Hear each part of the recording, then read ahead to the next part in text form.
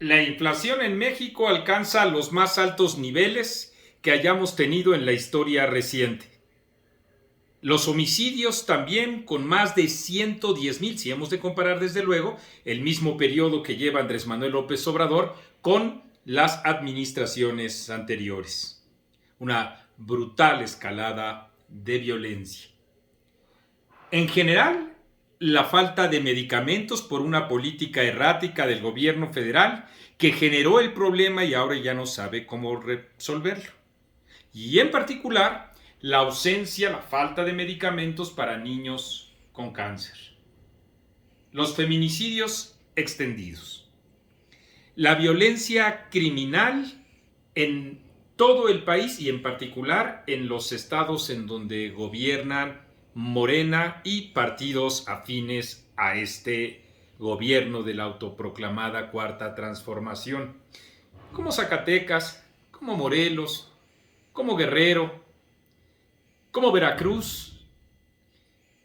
En el país hay un gran derroche y al mismo tiempo enormes irregularidades señaladas por la propia Auditoría Superior de la Federación.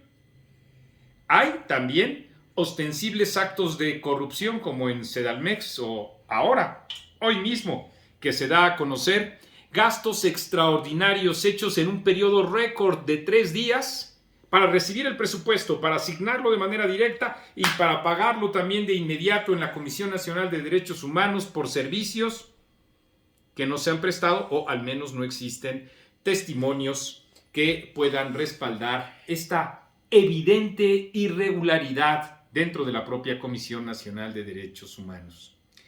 La inflación, decía, pero también, por supuesto, en general, las propias finanzas del país en una situación de verdad deplorable. La fuga de capitales igualmente por la pérdida de confianza que hay en relación con la incertidumbre que generan las políticas públicas de Andrés Manuel López Obrador. Y su hijo, si hemos de regresar desde luego a los actos de corrupción, no solo desde luego a la disparidad enorme entre cómo vive el junior de la 4T, sino en relación con lo que propone el presidente de la República, sino también con el ostensible, muy presumible conflictos de interés, si hemos de ser todavía más precisos, en donde se encuentra su propio hijo. Y ahí, por cierto, cómo se le cayó el tinglado al gobierno federal, que ya estaba apuntando sus baterías al gobierno de Estados Unidos para decir que de ahí provenía esta serie de ataques, cuando, bueno, pues sí, el reportero Raúl Olmo señaló e informó que pues el tip que le dieron a él provino de Presidencia de la República.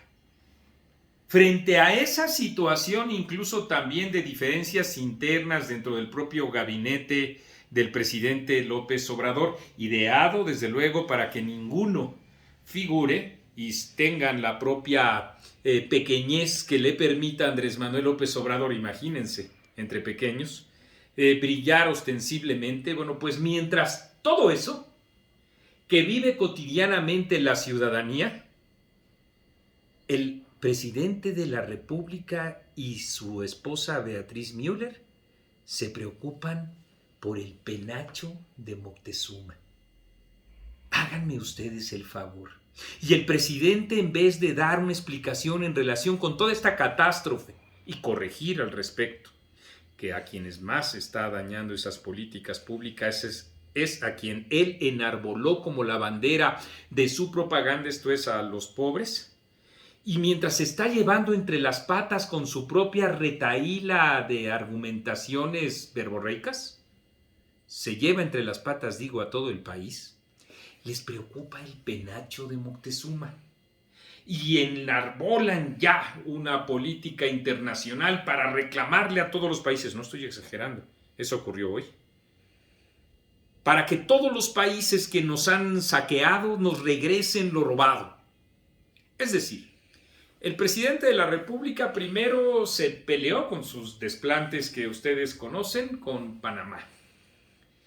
Luego lo hizo justamente con Austria, luego con Francia, luego con Estados Unidos, ha regresado a pelearse con el gobierno de Austria, porque en efecto pues trata de enarbolar uno de los mayores vicios que hay y de los mayores riesgos y peligros que hay para los países democráticos, como es el nacionalismo, que nos regresen el penacho de Moctezuma. Presidente, ¿y cuándo nos va a informar de qué gana su hijo? ¿De qué vive? ¿Cuándo nos va a informar sus aportes y sus pagos fiscales durante tantos años? ¿Cuándo va a ser usted transparente en vez de exigirle transparencia atacando y agrediendo a periodistas que no tienen ni están regulados por la ley para tal efecto? ¿Cuándo va a hablar de los muertos que ha dejado su estrategia de abrazos y no balazos? ¿Qué le dice usted a las más de 110,000 familias que han perdido a sus seres queridos? A las mujeres asesinadas por feminicidio, sí, que usted negó en un principio. ¿Qué les dice a los padres de los niños con cáncer que no tienen medicamento y que ya lo han demandado a usted? A los deudos también de todas aquellas víctimas de la política desastrosa en el manejo del propio COVID. ¿Qué les dice más allá de darles canonjías y tratarlos como clientelas electorales a todas aquellas personas que creyeron en usted para una mejora en las condiciones de vida? ¿Cómo les puede explicar a usted, pero sin utilizar su pañuelito ni este tipo de tonterías o payasadas, cómo es posible que no solo esté reinando la propia corrupción, sino que usted la está institucionalizando? ¿A quién chingados le importa si usted vive en un departamento dentro de un propio palacio? Lo cual, desde luego, haga lo que haga o diga lo que diga, contradice con mucho a usted mismo la propia política de austeridad que según esto proclama. Usted está en caída libre y trata por todos los medios, de manera desesperada y ridícula, de distraernos la propia atención sobre esta situación de debacle. Pero no lo va a lograr. Y no lo va a lograr no solo por el tesón de millones de ciudadanos que le estarán recordando justamente eso a usted, que le estamos recordando justamente eso a usted, sino porque la realidad es persistente. Ahí está. No puede ser conjurada o abjurada por este tipo de estrategias verbales que en usted se encuentran ya en desuso. Como un viejo mago. ¿Se acuerda usted de Beto el Boticario? Nada más que Beto el Boticario era bastante simpático. Usted, sí, con sus supuestos pases mágicos y reiterados, no hace otra cosa sino suscitar cansancio, flojera, incluso también enojo en quienes ya quisieran que usted pasara a ese rango de ser un eterno político, un grillo, a ser un gobernante, pero no. Usted sí, en efecto, ha pasado a la historia como un propagandista de sí mismo, de un México que usted quisiera forjar a su imagen y semejanza. Por eso usted habla de pasar a la historia. ¿Se acuerda? ¿Se acuerda usted cuando dijo una foto con Gert Manero, con este cheque de más de 2,000 millones de pesos? Porque esto es historia, decía usted así frente a los reflectores, ¿recuerda? Lo que los mexicanos recordamos es que eso fue una farsa, que ese cheque nunca existió, que pertenecían a recursos del propio Infonavit.